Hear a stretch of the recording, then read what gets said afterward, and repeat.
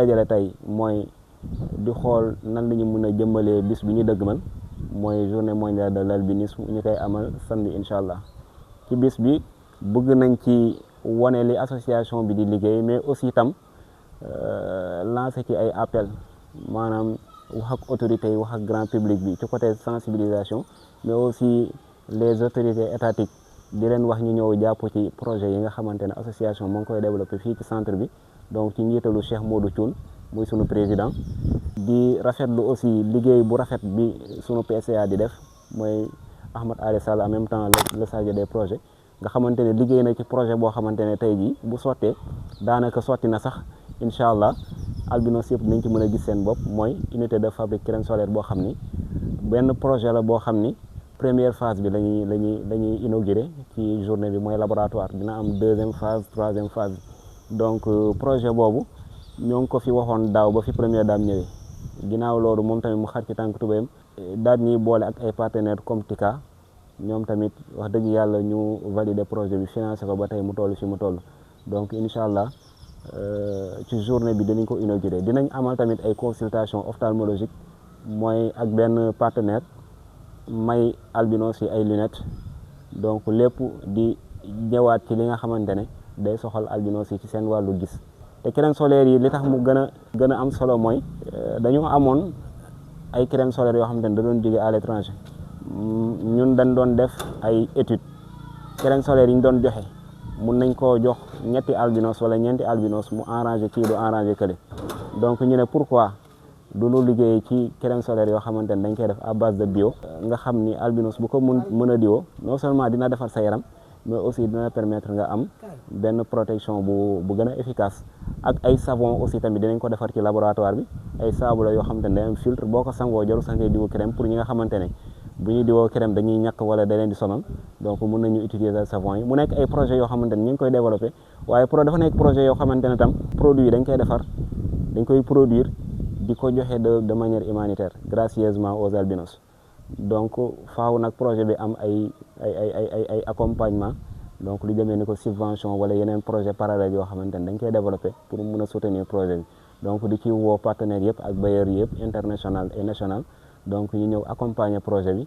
moo xam dañuy financer yeneen projet parallèle yoo xamante ne day permettre projet bi mu dund, wala dañ ñuy jox allouer ay subvention annuelles yoo xamante ne dañuy permettre ñuy jënd ay matières premières di produire di ko jox albinos yi au niveau national voire même international. waa programme bi bu ñu defee cérémonie officielle ba noppi dafa am benn coordination des jeunes leaders albinos boo xamante ne ay ndaw albinos diplômés, ay étudiants, ay élèves ñoom ñoo ko sekk. mu nekk benn bànqaas boo xam ni benn commission boo xamante ne mu ngi ci biir association nationale des albinos du Sénégal. dañuy def benn débatton après cérémonie officielle bi.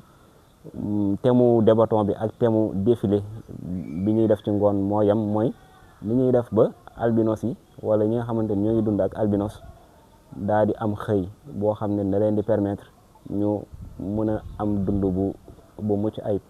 donc bu ñu jógee ci loolu ngoon gi défilé de mode bi comme ni mu ko waxee léegi ñu ngi ciy liggéey. mu nekk benn activité boo xamante ne mun nañu permettre ñu jàllale suñu message aussi def sensibilisation, wane ni albinos du koo xamante ne dañ koy sarax ay poobar ak ay kaani, waaye mu nekk koo xamante ne nit ku am fulla ci boppam la, ku am taar ci jëmmam la, te tamit ku naw.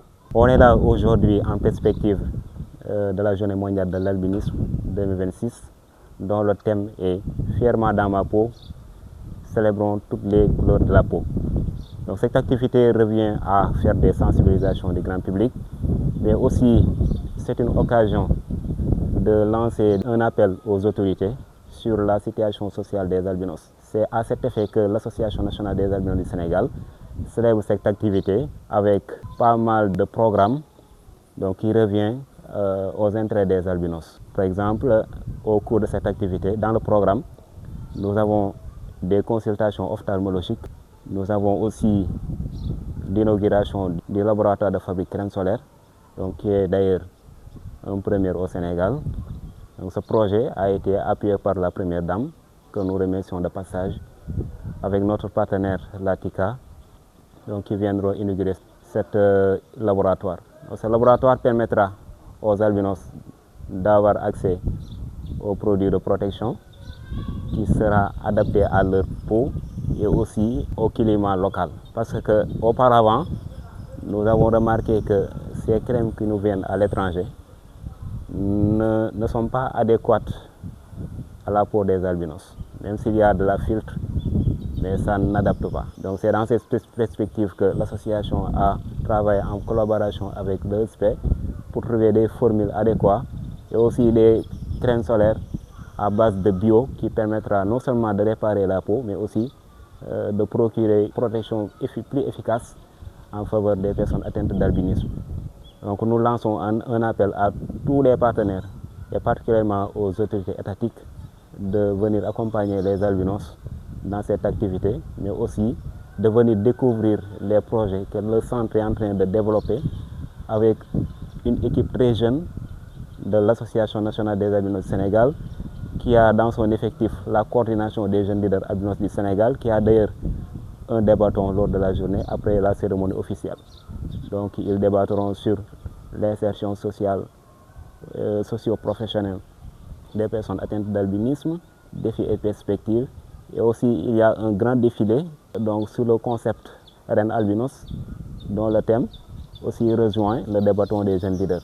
Donc ce qui met en évidence la préoccupation de l'association dans la situation professionnelle des albinos. Parce que sans une meilleure insertion sociale et professionnelle, donc l'albinos ne pourra pas s'autogérer, mais aussi n'aura pas d'autofinancement, donc d'autonomie économique.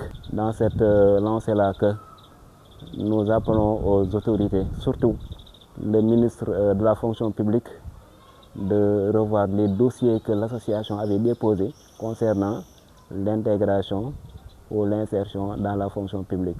Donc cette année-ci, au-delà de célébrer la différence, mais aussi de mettre en évidence la beauté des albinos, c'est aussi une occasion donc, de lancer un appel sur la situation sociale des albinos, particulièrement dans le domaine emploi. La santé aussi, bon, l'association a fait des avancées. Hormis le laboratoire de fabrication solaire, l'association développe des projets de santé tels que le traitement des kératoses athéniques que nous avons développé récemment avec nos partenaires italiens.